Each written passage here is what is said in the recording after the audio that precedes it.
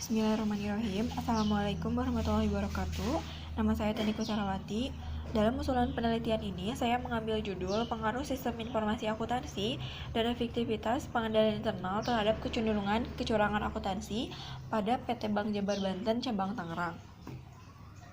Studi kasus yang saya ambil yaitu kasus korupsi yang terjadi di Bank BJB yang tak lain adalah pihak internal perusahaan tersebut, yaitu Kepala Cabang Bank BJB.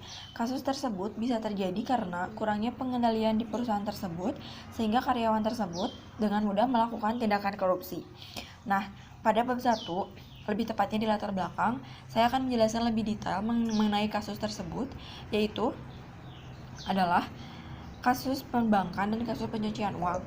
Pencucian uang yang dilakukan oleh 2 orang tersangka dalam kasus perbankan dan pencucian uang di Bank BJB adalah salah satunya adalah Kepala Cabang Bank BJB Tangerang dan 1 orang tersangka lainnya merupakan Direktur PT Daas. Salah satu Kepala Cabang yang korupsi itu merupakan tindakan yang merugikan uang perusahaan, yaitu Bank BJB Cabang Tangerang itu sendiri. Kasus tersebut terjadi karena kurangnya pengendalian internal yang diterapkan di Bank Jabar Banten tersebut. Kerugiannya yaitu mencapai 8,7 miliar.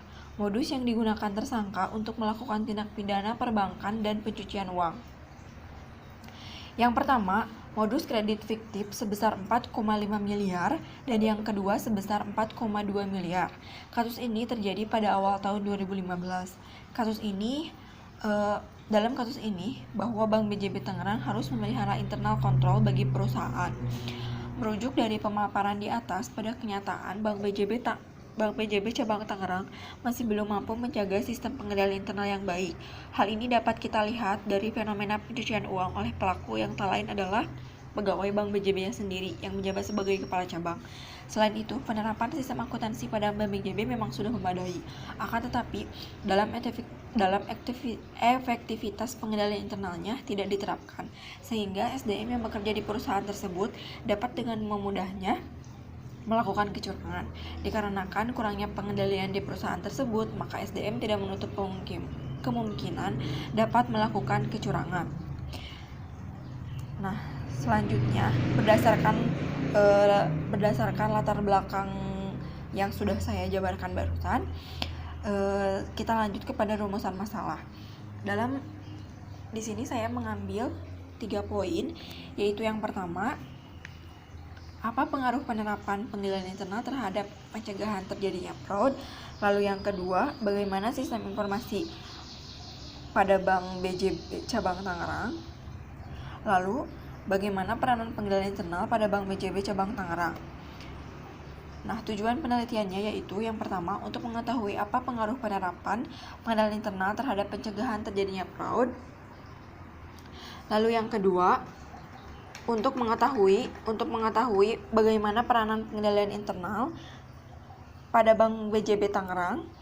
Lalu yang ketiga, yaitu untuk mengetahui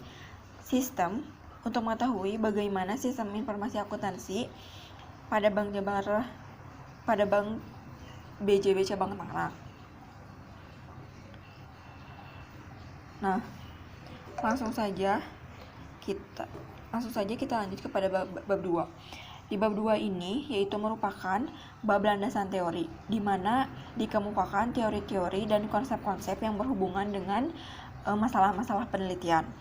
Di sini saya akan membacakan salah satu pengertian sistem informasi menurut ahli, yaitu menurut Acar Susanto adalah sistem informasi akuntansi dapat didefinisikan sebagai kumpulan dari sub-sub atau komponen baik fisik maupun non-fisik yang saling berhubungan dan bekerja sama satu sama lain secara harmonis untuk mengolah data transaksi yang berkaitan dengan masalah keuangan menjadi informasi keuangan.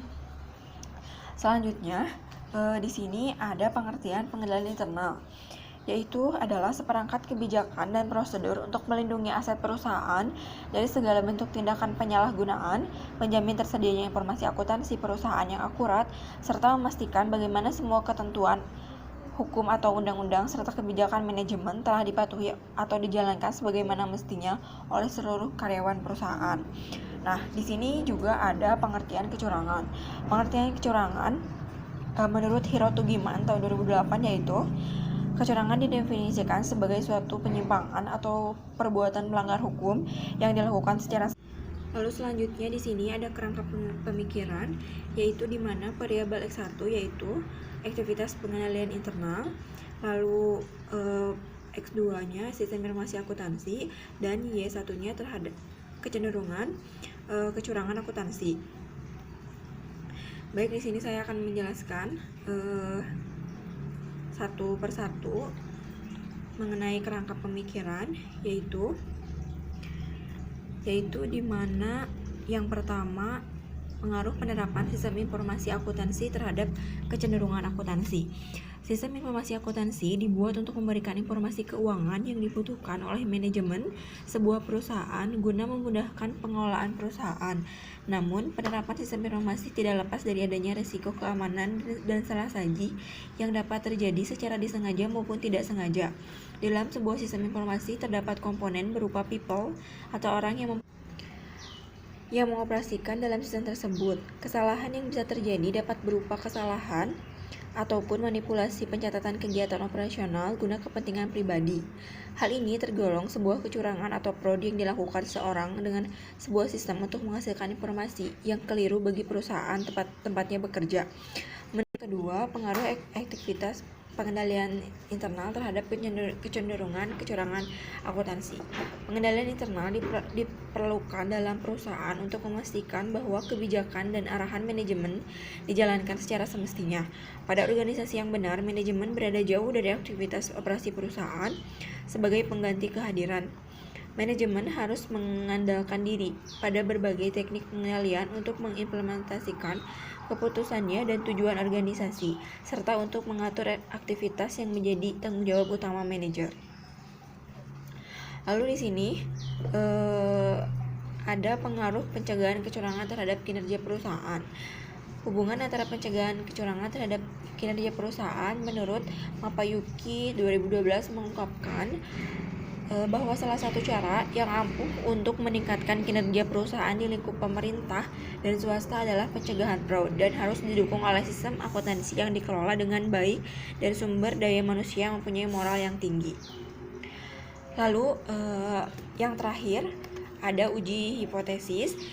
Uji hipotesis menurut Sugiono tahun 2011 yaitu merupakan jawaban sementara terhadap rumusan masalah penelitian, di mana rumusan penelitian telah dinyatakan dalam bentuk kalimat pernyataan. Dikatakan sementara karena jawaban yang diberikan baru didasarkan pada teori yang relevan, belum didasarkan pada fakta-fakta empiris yang diperoleh melalui kumpulan data. Jadi hipotesis juga dinyatakan sebagai jawaban teoritis terhadap rumusan masalah penelitian, belum jawaban empirik. Hipotesis penelitian dapat diartikan sebagai jawaban yang bersifat sementara terhadap masalah penelitian sampai bukti melalui data terkumpul dan harus diuji secara empiris. Berdasarkan uraian kerangka pemikiran di atas, maka hipotesis penelitian adalah yang pertama, penerapan sistem informasi merupakan alat untuk memberikan informasi keuangan yang dibutuhkan oleh manajemen. Lalu yang kedua adalah pengendalian internal merupakan suatu alat untuk mencegah kecurangan dan dapat memberikan dampak pada kinerja perusahaan. Lalu yang ketiga, pengendalian internal berpengaruh terhadap pencegahan fraud. Cukup sekian penjelasan mengenai usulan penelitian saya. Mohon maaf apabila masih banyak kekurangan. Wassalamualaikum warahmatullahi wabarakatuh.